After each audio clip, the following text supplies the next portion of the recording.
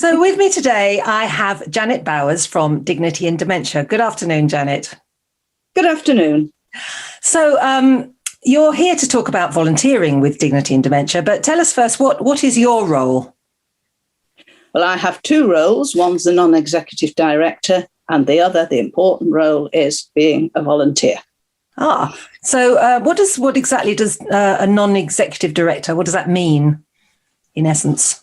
Well, it means that I sort of have input into Dignity and Dementia, not particularly on the business side or the grant side, but on the side where you, try and get volunteers, try and set up things for the dementia sufferers to take them out into the real world and help them reconnect with what they like doing or what they used to do. So it's that sort of side of it. And your role there is actually as a voluntary role as well, isn't it? It definitely is a voluntary role. Indeed it is, yes. Very valuable. Yes. So what brought you to Dignity in Dementia in the first place? How did you get involved? That was very interesting because about 5 years ago, I think it was just about starting up the Dignity in Dementia, and my husband was suffering from dementia, and Diane, as I live in Silverdale, had set up meetings for people who were carers of the dementia sufferers to meet and to iron out the problems and talk about their frustrations and how they could cope. And from there, it expanded into setting up things for the dementia sufferers to do, whether it was walking or singing groups or reading or poetry groups. And so that is where this volunteer sort of all expanded and became very, very important. And I've seen it grow from small beginnings and spreading now its reach throughout the county. And it's a great thing. So what do you personally get out of volunteering? Well, I do get satisfaction. I get great satisfaction from helping to provide the security that sometimes they need by taking them out of the comfort zone, out of the four walls and into the wider society. The world as they see it shrinks and their view becomes more and more restricted. You're trying to help them reconnect by focusing on things that they enjoyed. It just needs one spark. For example, a view of the Lake District skyline to bring past memories tumbling out. One gentleman who I walked with had been a mountaineer of Summer's distinction, and he comes alive when presented with a map and a view. It's just amazing, the change in his demeanour, in his outlook, in his speech, and in his eyes. You can see it all. Wow, that is amazing. Very, very powerful. Yeah. We're going to have a little bit of music now, but stay with us. And after the music, perhaps you can tell us more about who you're looking for as a volunteer and what the volunteer role entails.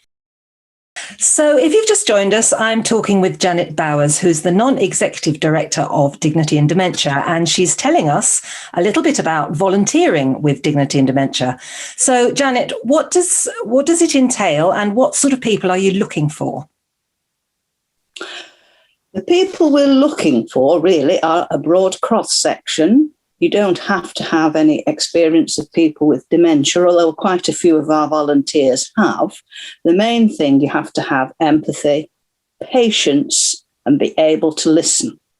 Those are the main things. And to take things in your stride. If something slightly erratic happens, you just carry on as normal. It is varying degrees of commitment. If you are wanting to take somebody for a walk each week and you get really into knowing them, it is very, very rewarding. You can, of course, volunteer in the larger groups. We have community singing, we have community dancing, we have community walks where volunteers can sometimes outnumber the dementia sufferers.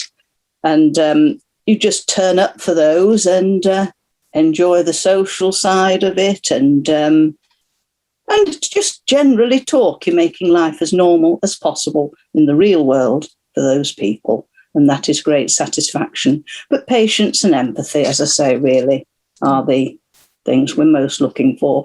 And I say you don't even need to to leave your home. I actually ring people up, just your own telephone, just once a week or even once a fortnight, just a friendly voice to somebody with dementia who's perhaps living still by themselves, but just requires a reassurance every now and again and to hear a different view of things.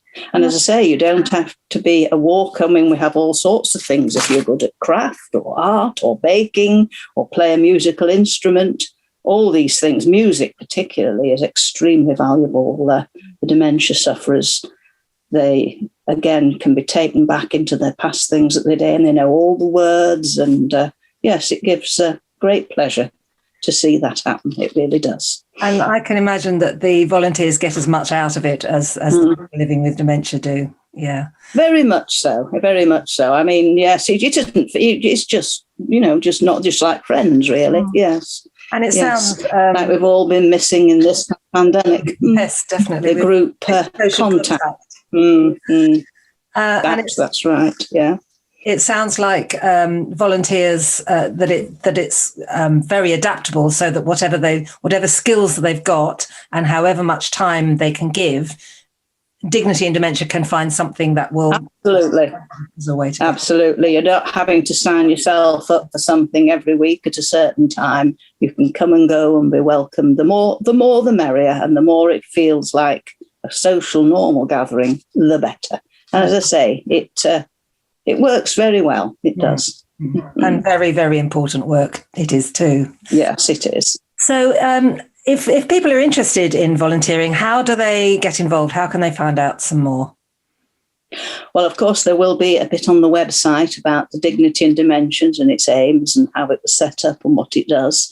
And then, of course, there will be telephone numbers and contacts, which I think you'll give out at the end, to contact Diane, who is the coordinator for all these things. And I say it's not just in Silverdale. I think there are opportunities all over the county now, right from Carlisle in the north to Silverdale in the south and Barrow in the west and to the Eden Valley. So it really is now county-wide, and all the help we require is gratefully received and is well worth doing. Excellent. Thank you so much for coming to talk to us. It sounds amazing. A pleasure. I do hope something here. And hope to see you all one day on one of our walks, yes, when we're all community singing or even dancing. We're not bad at a do-si-do, Janet, thank you so much.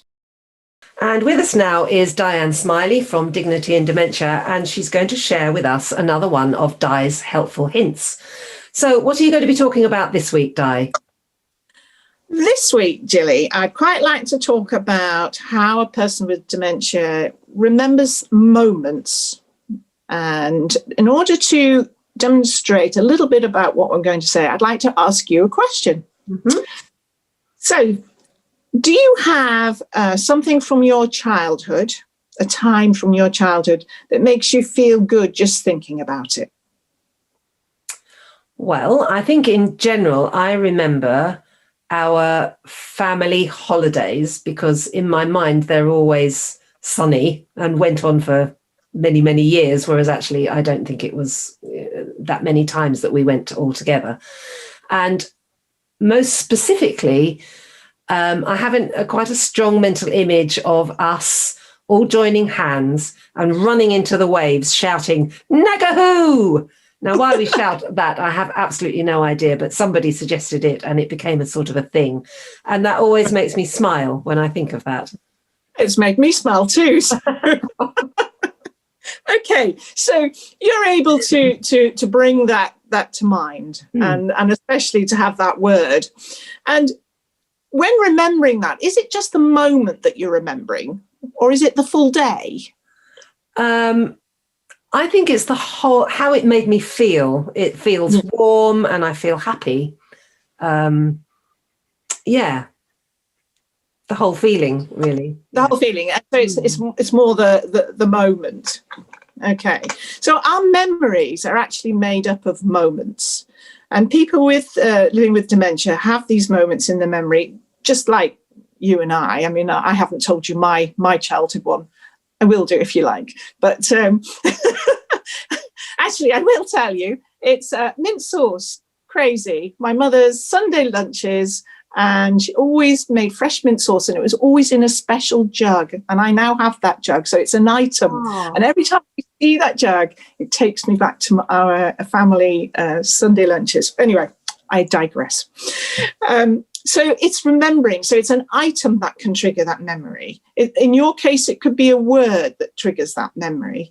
And people in the earlier stages living with dementia will probably still have the ability to remember that moment. But as the dementia progresses, they might just need a little bit of help to have that moment rekindled back into their memory. And so if I would, suddenly say to you, Nagahoo, it would bring back that special memory for you. Mm. And if somebody showed me this little jug, so simple, I would straight away have that memory. So it's for family carers to perhaps understand the importance of these moments in the memory of the person that they're caring for, to help them to retrieve them. So it's like a shortcut straight into that memory, in the same way as much of the music that we play on Memories and Music may have the same effect. Absolutely. Yeah, very much so. Yeah. Lovely. That's a really nice hint. Thank you, Di. And we'll have more of Di's helpful hints in a fortnight.